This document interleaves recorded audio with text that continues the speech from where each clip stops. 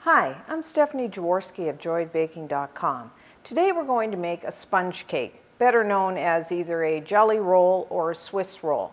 We first need to preheat our oven to 450 degrees Fahrenheit, which is 230 degrees Celsius, and then take a 17 by 12 inch, which is a 43 by 30 centimeter baking pan, and either butter or spray it with a nonstick vegetable spray. Line it with a piece of parchment paper, and then you can either butter or flour the parchment paper, or I just like to use one of those vegetable flour sprays that they now have, and just put that aside. And then the first thing we need to do is sift together or whisk a third of a cup, which is about 35 grams of sifted cake flour, and 3 tablespoons, which is about 30 grams of cornstarch, or you might know it as corn flour, and just whisk that together. And this is going to give our sponge cake a really tender crumb and a fine texture. So just have that ready. I'm just going to whisk that.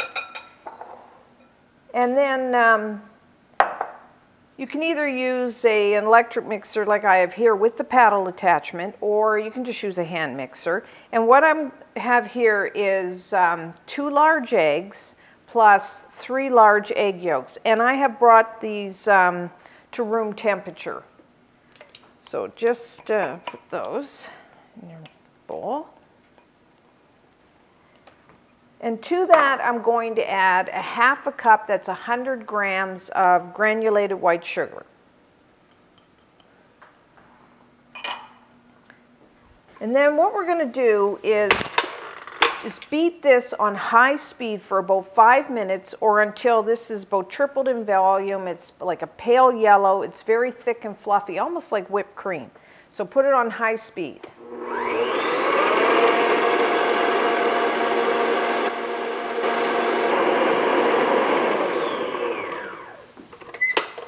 Okay, there we go. So as you can see, it's really thick, pale.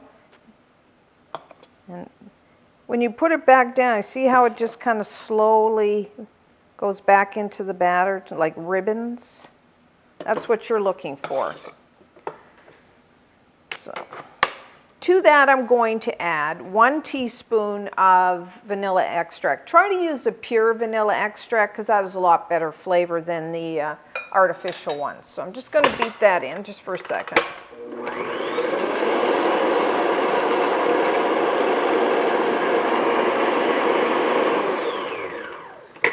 Okay, so that's done. So what I'll do, just so you can see it a little better, I'm going to transfer the batter over to this clear bowl. At home, you don't have to do this. You can just...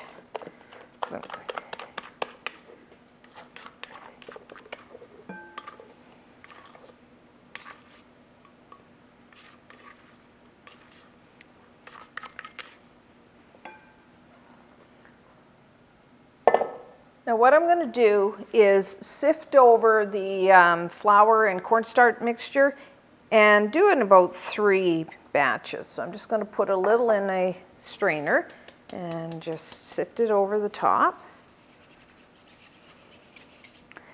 And then you can either use a spatula like I have here, or you could just use a wire whisk.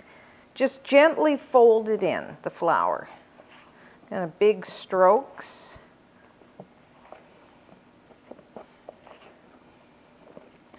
Once you have a little, then I'll just sift half of the... If you do it in 3 stages, it's a lot easier to fold in than if you had just done it all at once. Because we don't want it to deflate the eggs. Because this is where all the leavening comes in from this, the beaten eggs. Because we, as you notice, we don't have any baking powder or baking soda. in this sponge. Okay.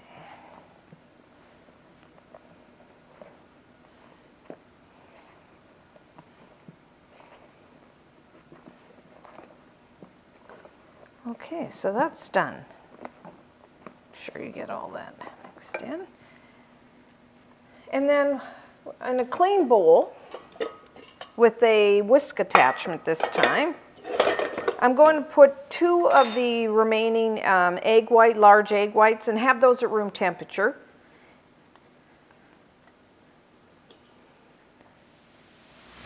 And the reason we separated a couple of the eggs is this will make the sponge cake nice and elastic, so it's easy to roll up. So what I'm going to do is just beat these until foamy, just on low to medium low.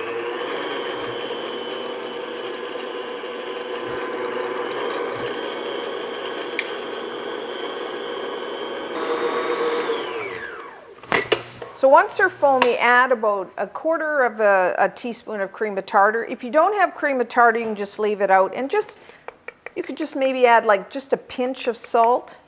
The cream of tartar just helps the egg whites beat to their full volume. So we just want to beat this until soft peaks form.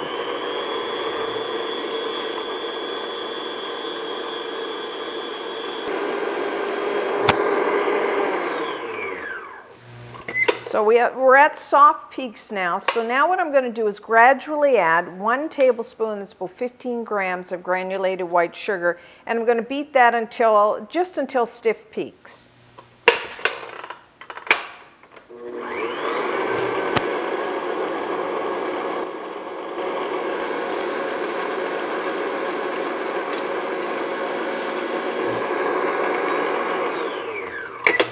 Make sure that that's all mixed in.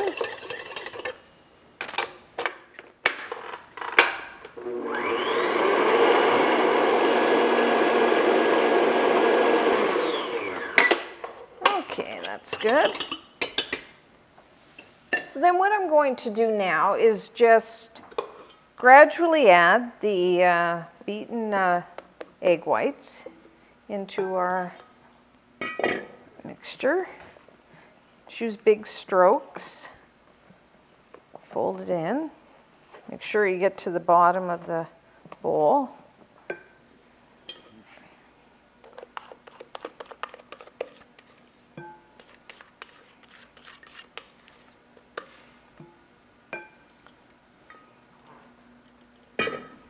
Okay. You can see this nice soft and fluffy batter. Okay, that's done. So just pour it into your pan.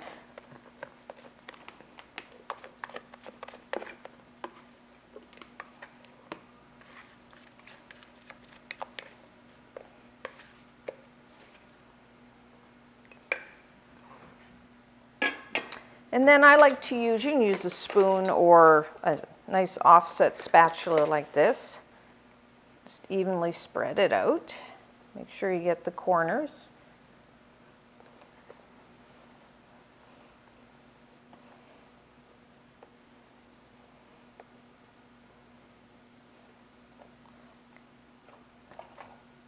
Okay. And then I like to just tap it a few times on your counter to get the air bubbles out. And then we're just going to bake this about 6 to 8 minutes until nicely brown, and a toothpick inserted in the center comes out clean.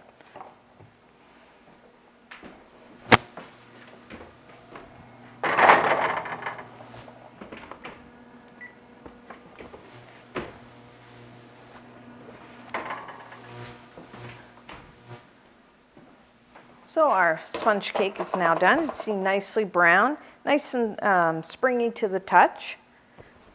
So what we need to do right away is to take some confectioner's sugar, a couple tablespoons. You might know it as powdered or icing sugar. And just lightly sprinkle the top.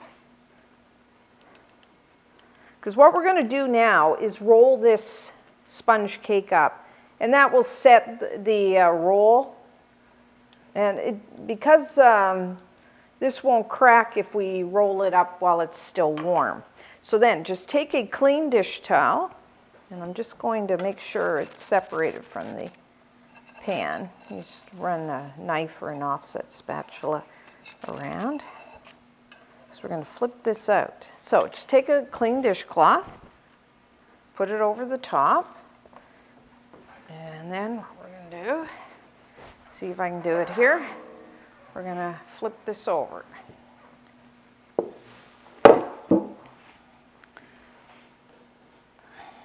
There we go.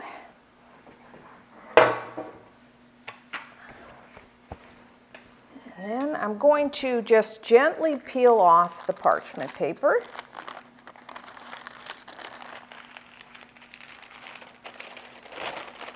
There we go. And then, again, just lightly sprinkle some of the sugar over top again. So we don't want it, this will prevent it from sticking to the cloth as we roll it up. And I like to make it thick once it's rolled up. So I'm going to take the short end and just fold your cloth and then just roll it. Like so. And then just take and place that on your cooling rack. And I'm just going to leave this to cool, and then we'll start the filling. So our sponge cake has now cooled to room temperature, so we can make the filling. You could fill a jelly roll with all sorts of things. You could just use a jam, you could do lemon curd, you could even use a chocolate ganache. But today what we're going to do is a flavored whipped cream. Now first, what you want to do is put your mixing bowl as well as the wire whisk in the freezer for at least 15 minutes.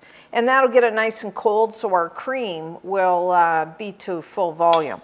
And I'm going to take 1 cup, that's 240 milliliters of heavy whipping cream. That's cream, you might know it as double cream, and that's cream with about a 35 to 40% butter fat content. And to that I'm going to add about 1 to 2 tablespoons. It depends like how sweet you want your cream. But I'm going to use about 2 tablespoons, it's about 25 grams of white granulated sugar.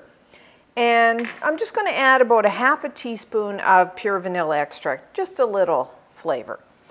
And then I'm just going to beat this until soft peaks on high speed.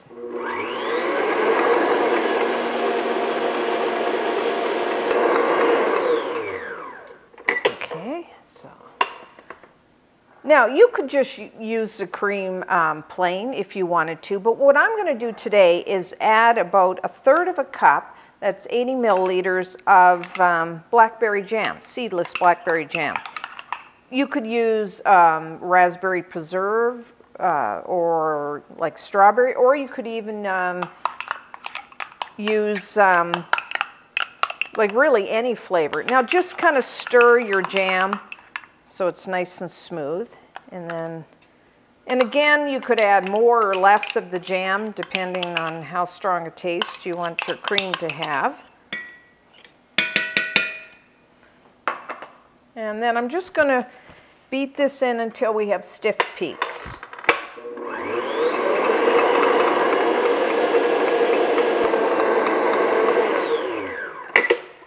Okay. That's easy enough. So what we're going to do, clear a little room here, and I'm going to unroll our sponge. And by rolling it up now, it's going to be really easy once we put the filling to re-roll it. So what you want to do is just spread your filling on top.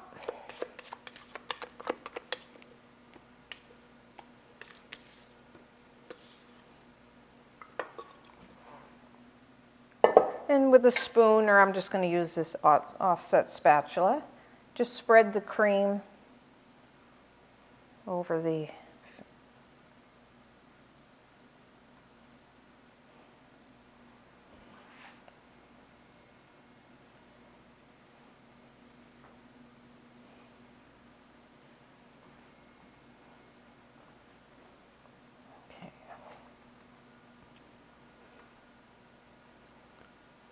There we go.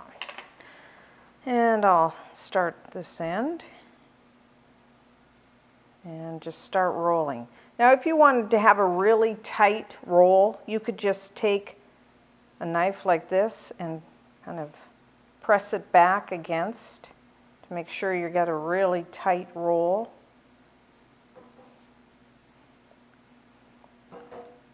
I'll just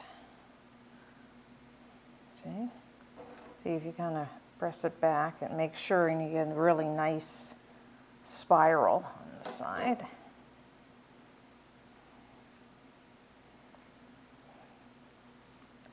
Okay, there we go. Then I'm just going to transfer to your platter. There we go. I usually like to cover and refrigerate this for a few hours, and that softens the cake and the cream, and then it just, your knife will go through it so easily. And then you can just sprinkle a little confectioner sugar over the top.